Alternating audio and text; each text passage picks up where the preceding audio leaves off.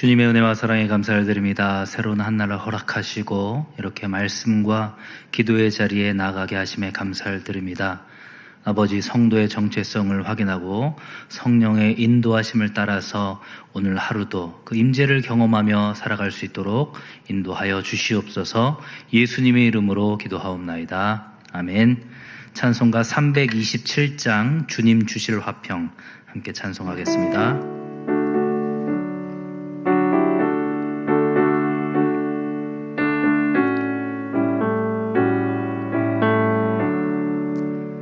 주님 주실 화평 믿음 얻기 위해 너는 정성껏 기도했나.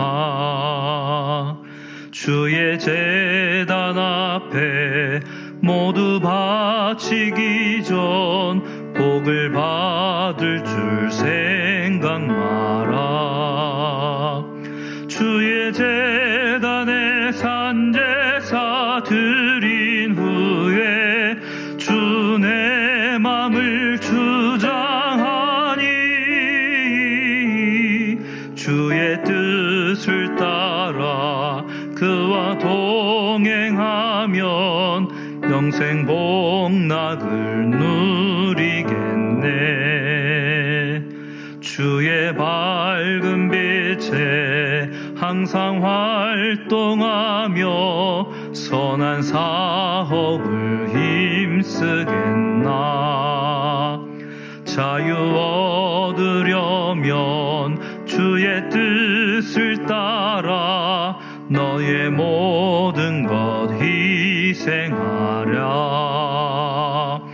주의 제단에 산제사 드린 후에 주 내 맘을 주장하니 주의 뜻을 따라 그와 동행하면 영생 복락을 누리겠네.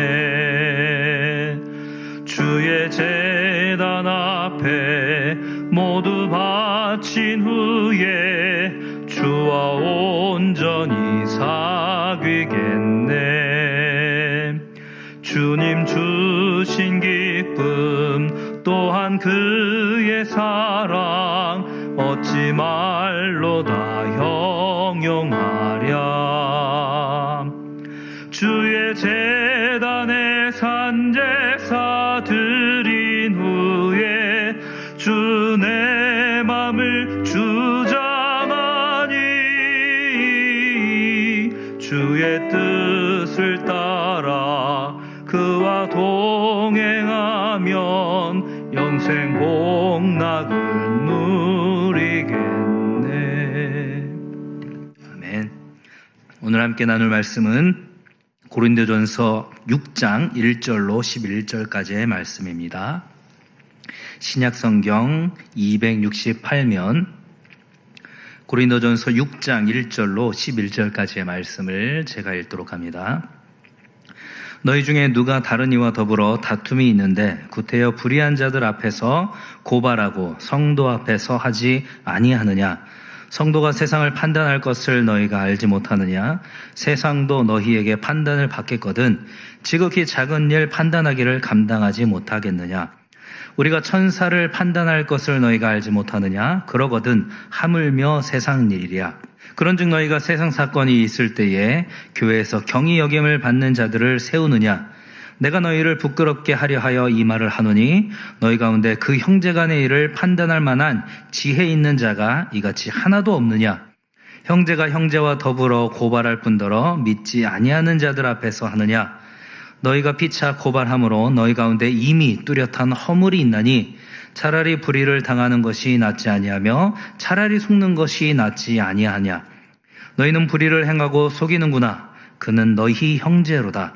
불의한 자가 하나님의 나라를 유업으로 받지 못할 줄을 알지 못하느냐. 미혹을 받지 말라. 음행하는 자나 우상 숭배하는 자나 간음하는 자나 탐색하는 자나 남색하는 자나 도적이나 탐욕을 부리는 자나 술 취하는 자나 모욕하는 자나 속여 빼앗는 자들은 하나님의 나라를 유업으로 받지 못하리라. 너희 중에 이와 같은 자들이 있더니 주 예수 그리스도의 이름과 우리 하나님의 성령 안에서 씻음과 거룩함과 의롭다 하심을 받았느니라. 아멘. 어제 살펴본 고린도전서 5장에서 사도 바울은 이 고린도 교회 안에서의 부도덕한 그 성적인 문제에 대해서 단호하게 징계할 것을 명령했습니다. 이제 이어지는 6장에서는 이 고린도 교회 교인들 사이에서의 소송 문제와 음행에 대해서 말하고 있죠. 특별히 오늘 본문인 고린도전서 6장 1절부터 11절까지의 말씀에서는 세상 법정에서 소송하는 고린도 교회 성도들을 사도 바울은 심하게 질타하고 있습니다. 물론 사도 바울이 이 세상 법정을 절대적으로 불신하는 것은 아니었습니다. 바울 자신도 이 법정의 보호를 받은 바가 있었고 사도행전 25장에 보면 사도 바울이 가이사에게 송사하는 소송을 제기하는 장면도 등장하고 있습니다. 그렇다면 사도 바울이 지금 문제 삼고 있는 것은 무엇일까요? 사도 바울은 교회 공동체 내에서 어떤 다툼과 갈등이 발생했을 때 그것을 믿음 안에서 자체적으로 조정하지 못하고 세상의 법정으로 끌고 가는 이 안타까운 상황을 질책하고 있는 것입니다. 바울은 믿음의 성도인 우리의 정체성에 대해서 다시 한번 확인시켜주고 있습니다. 바로 오늘 본문 2절의 말씀인데요. 성도가 세상을 판단할 것을 너희가 알지 못하느냐? 세상도 너희에게 판단을 받겠거든 지극히 작은 일 판단하기를 감당하지 못하겠느냐? 이렇게 말씀하고 있습니다. 무슨 이야기일까요? 우리의 믿음의 성도들은 장차 예수 그리스도의 그 재림과 최후의 그 심판의 날에 예수님과 함께 그 세상을 심판할 자리에 앉게 될 그런 존재들이라는 것을 왜 모르고 있느냐? 이렇게 안타까운 마음으로 사도 바울이 말하고 있는 것입니다. 심지어는 우리 성도들은 천사들까지도 심판하게 될 것이라고 이어지는 3절에서 이야기하고 있죠. 그런 존재인 우리가 이렇게 사소한 일만큼은 직접 판결하는 것이 바람직하지 않겠느냐? 지금 이렇게 반문하고 있는 것입니다. 너희가 그렇게 지혜 있고 그렇게 냉철한 판단력을 가지고 있다고 자랑했으면서 너희 안에서 일어난 그 사소한 문제를 판단할 수 있는, 제대로 분간할 수 있는 사람이 공동체 내에 한 명도 없다는 말이냐? 지금 이렇게 반문하고 있는 것입니다. 사도 바울은 지금 굉장히 강한 어조로 고린도 교회 성도들을 질타하고 있습니다. 왜 그럴까요? 그것은 교회 안에서 벌어진 이 갈등을 세상 법정으로 끌고 가는 것이 얼마나 어리석은 일인지를 일깨우기 원했던 것입니다. 공평과 정의의 하나님을 모르는 세상의 사람들이, 그 불신자들이 어떻게 공의롭고 정의로운 판결을 내릴 수 있겠느냐? 바울은 이렇게 지금 반문하고 있는 것입니다.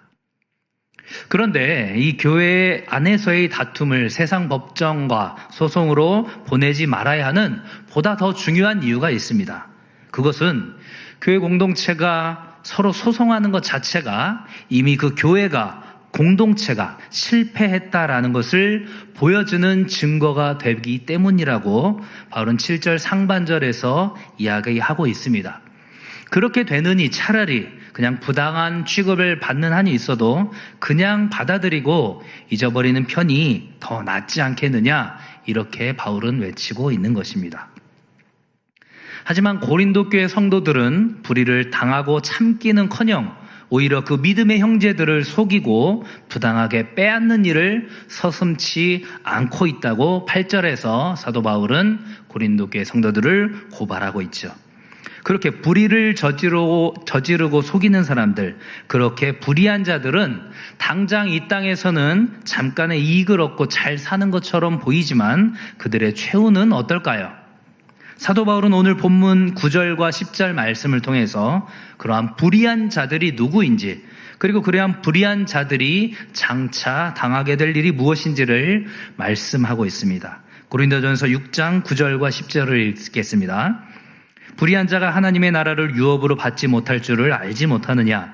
미혹을 받지 말라. 음행하는 자나 우상 숭배하는 자나 간음하는 자나 탐색하는 자나 남색하는 자나 도적이나 탐욕을 부리는 자나 술 취하는 자나 모욕하는 자나 속여 빼앗는 자들은 하나님의 나라를 유업으로 받지 못하리라. 아멘.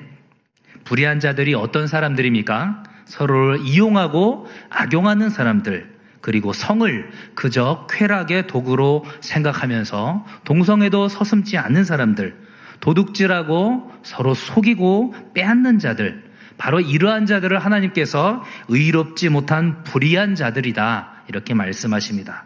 그리고 이러한 불의한 자들은 하나님의 나라를 유업으로 받지 못한다고 말하고 있습니다.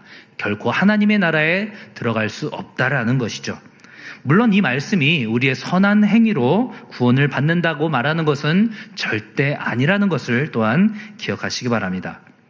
설령 우리의 과거의 삶이 불의한 자와 같았을지라도 주 예수 그리스도의 이름과 하나님의 영, 그 성령으로 씻음을 받고 거룩하게 된 성도는 이제 의롭게 되기 때였기 때문에 더 이상 그러한 모습에 사로잡혀서는 안 된다고 지금 사도 바울은 권면하고 있는 것입니다.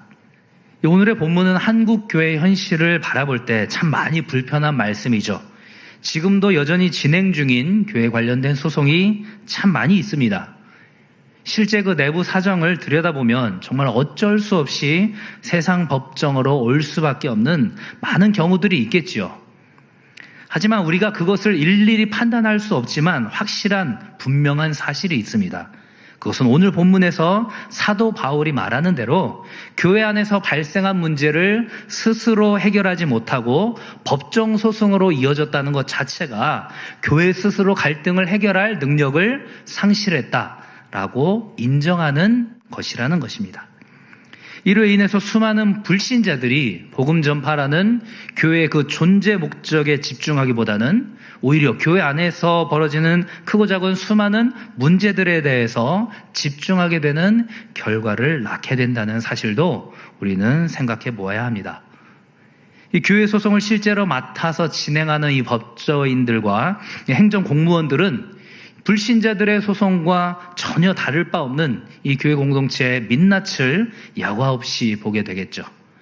겉으로는 복음의 진리수를 위해서 어쩔 수 없이 소송을 하게 되었다, 이렇게 말할 수도 있겠지만 대부분의 경우에는 나의 의견과 반대되는 그런 집단과 사람에 대한 보복과 응징을 위해서 소송을 제기하고 있다는 사실도 우리는 생각해 볼 필요가 있습니다.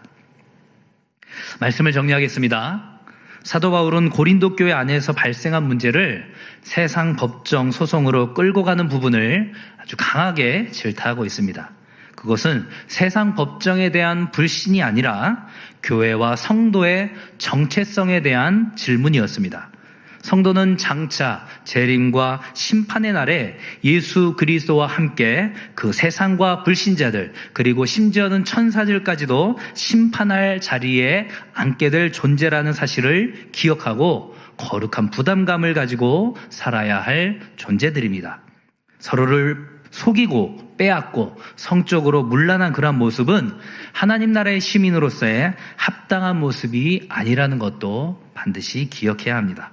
바라기는 오늘 하루를 살아가는 우리 모두가 하나님 나라의 거룩한 자녀요, 시민이라는 사실을 기억하면서 거룩한 부담감을 가지고 성령 하나님의 그 인도하심을 따라서 살아가게 되기를 주님의 이름으로 간절히 축원합니다.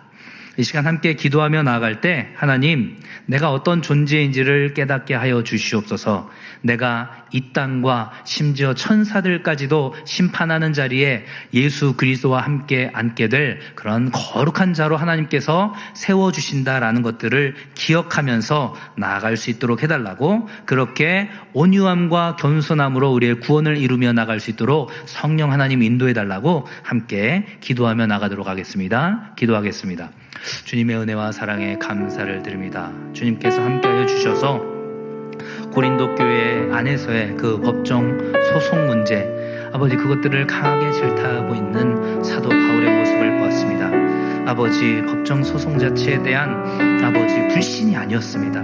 교회 내에서 일어난 그 수많은 갈등과 문제들을 믿음의 공동체 안에서 함께 기도하며 씨름하며 성령의 인도하심을 따라서 아버지 그 모든 것들을 조정하고 해결할 능력을 상실했다고 세상 사람들에게 여실히 보여주는 증거가 바로 이 교회 안에서의 문제를 세상 소송으로, 세상 법정으로 끌고 가는 것이라는 것을 아버지 사도 바울은 기억하게 하였습니다. 아버지, 오늘날 한국교회에 당면한 이 수많은 법정 소송의 문제들이 있습니다.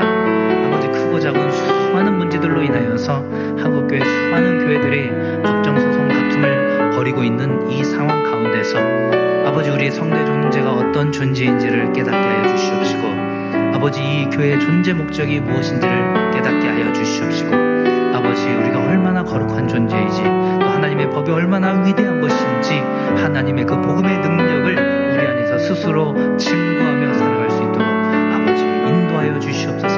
성령 하나님 함께하여 주시옵시고, 우리 스스로를 화평케 하는 자로 주님께서 사용하여 주시옵소서. 주님의 은혜와 사랑에 감사를 드립니다. 아버지, 하나님께서 죄악된 우리 가운데서 화평케 하는 자로 오셨듯이 우리 역시도 그리스도인으로서 화평케 하는 자가 되길 원합니다. 아버지, 교회 안에서의 수많은 그 갈등과 다툼 가운데서 그것들을 우리 스스로 해결해낼 수 있는 능력이 있기를 원합니다. 아니, 우리 스스로가 아니라 성령 하나님의 그 인도하심 가운데서 그 모든 것들을 해결할 수 있기를 소망합니다. 아버지, 세상의 법정 소송으로 이 모든 것들을 끌고 가지 않게 하여 주시옵시고, 복음 전파라는 이 교회의 존재 목적을 온전히 드러낼 수 있도록 아버지, 그렇게 거룩한 부담감을 가지고 성령의 인도하심을 따라서 살아나갈 수 있는 우리 모든 성도들 될 수 있도록 주여 함께하여 주시옵소서. 예수님의 이름으로 기도하옵나이다. 아멘. 주기도문 하시겠습니다. 하늘에 계신 우리 아버지여, 이름이 거룩히 여김을 받으시오며 나라의 마옵시며 뜻이 하늘에서 이룬 것 같이 땅에서도 이루어지이다. 오늘날 우리에게 일용할 양식을 주옵시고, 우리가 우리에게 죄 지은 자를 사하여 준 것 같이 우리 죄를 사하여 주옵시고, 우리를 시험에 들게 하지 마옵시고 다만 악에서 구하옵소서. 대개 나라와 권세와 영광이 아버지께 영원히 있사옵나이다. 아멘. 이어서 기도하며 나아갈 때 계속해서 드리는 우리 온라인 예배를 위해서, 주일 예배를 위해서 기도해 주시고, 성령의 기름 부으심이 가득하도록, 또한 새 가족들이 잘 정착할 수 있도록 주일 예배를 위해서, 그리고 설교하시는 우리 담임 목사님을 위해서도 함께 기도해 주시고, 개인의 기도 제목으로 기도하며 나가도록 하겠습니다. 기도하겠습니다.